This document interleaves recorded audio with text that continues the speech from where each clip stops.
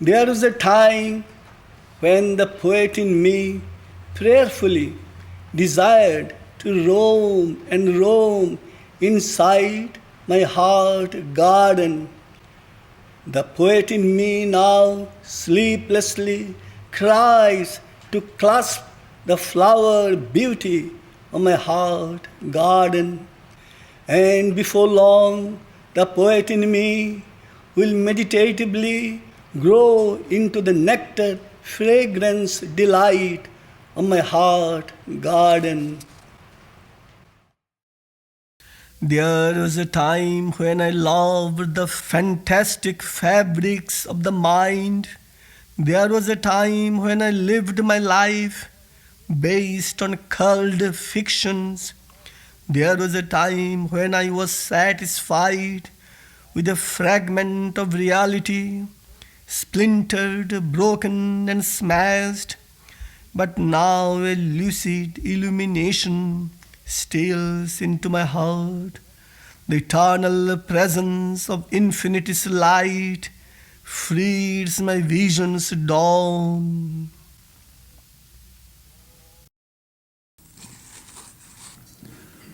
Oh, my Lord, beauty, you are beautiful, more beautiful, most beautiful, beauty unparalleled in the Garden of Eden. Day and night, may the image abide in the very depths of my heart. Without you, my eyes have no vision. Everything is an illusion. Everything is barren. All around me, within and without, the melody of tenebrous pangs I hear. My all is filled with excruciating pangs. O Lord, O my beautiful Lord, O my Lord of beauty, in this lifetime, even for a fleeting second, may I be blessed with the boon to see thy face.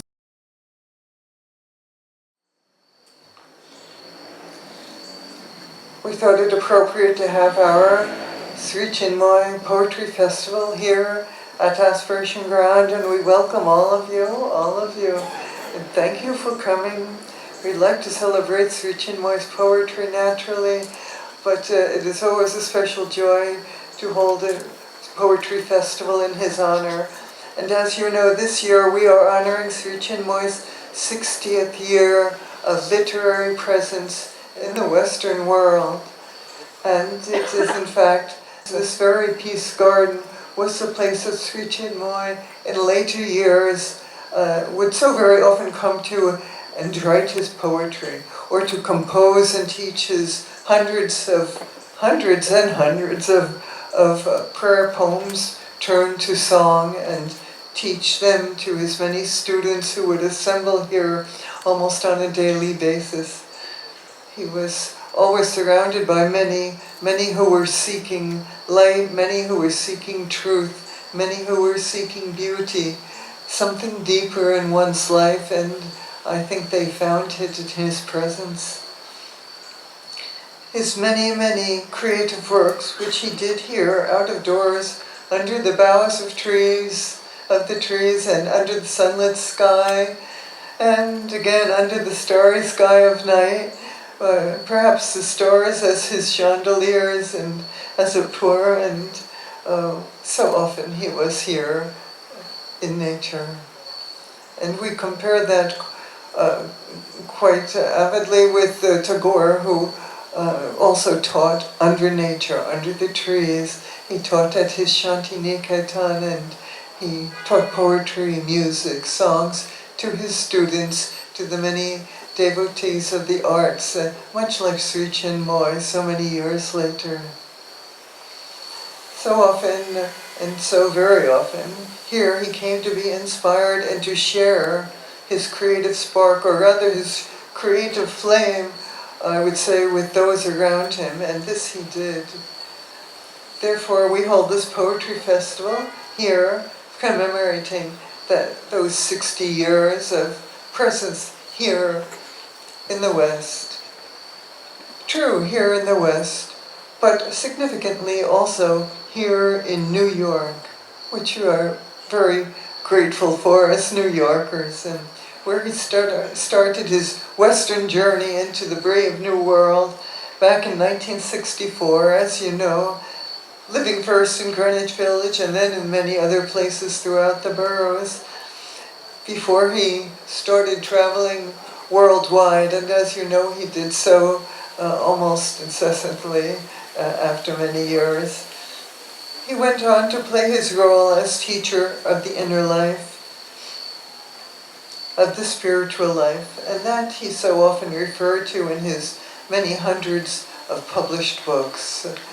For this reason and more, we are honored to have you as our guests here today and share with you the creative ones who no doubt as well are creative catalysts in the literary arts, creative catalysts for higher thinking. Directly and indirectly, you also are inspirers of society.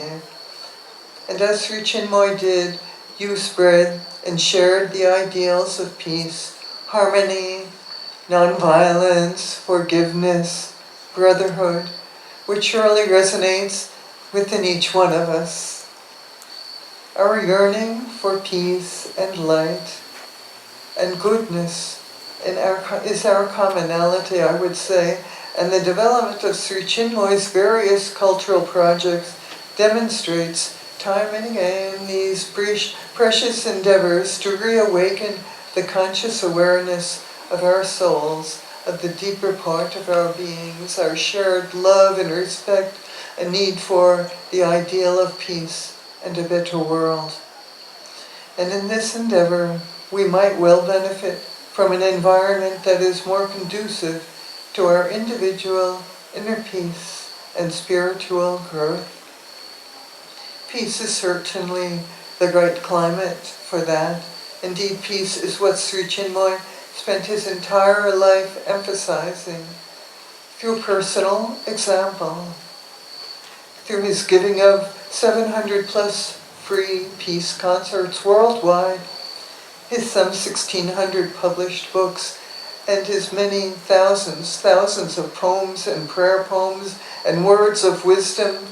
We saw it even through his official twice-weekly peace meditation at the United Nations for staff and delegates, which the third Secretary General U Thant had encouraged him personally and repeatedly encouraged him to carry on. He requested Sri Chinmoy to carry on these peace meditations because he recognized as a practicing Buddhist himself that without the meditation and without going deep within, it was very difficult to make the right decisions, not only for oneself, but for all of humanity. Indeed, we can see that through his many creative projects, which he personally strove to create a culture of peace around him. And we admire and respect the ways in which our guests assembled here today, you who endeavor through your works and your creative life and your personal ideals, you who help to illumine and bring peace to the world, we thank you for that. May the dream of peace come true, and may we all be part of that in some way. I would like to end, if I may, by reading a poem by our New York poet, Sri Chinmoy. It is from this collection of poetry entitled The Garden of Love Light, and Rachel actually graciously added an introduction to this book, so we're very proud, and if you haven't read it, you'll be very, very inspired by her writing. And also, Janica Spence had also been kind enough to add an addition, an introduction to our later edition of this book.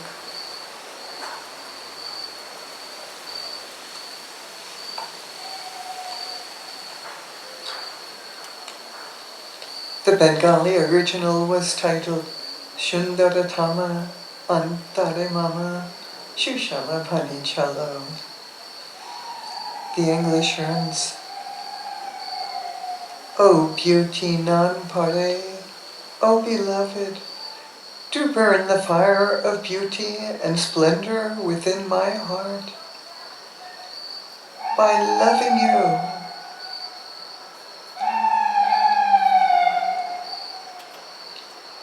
more peace we need.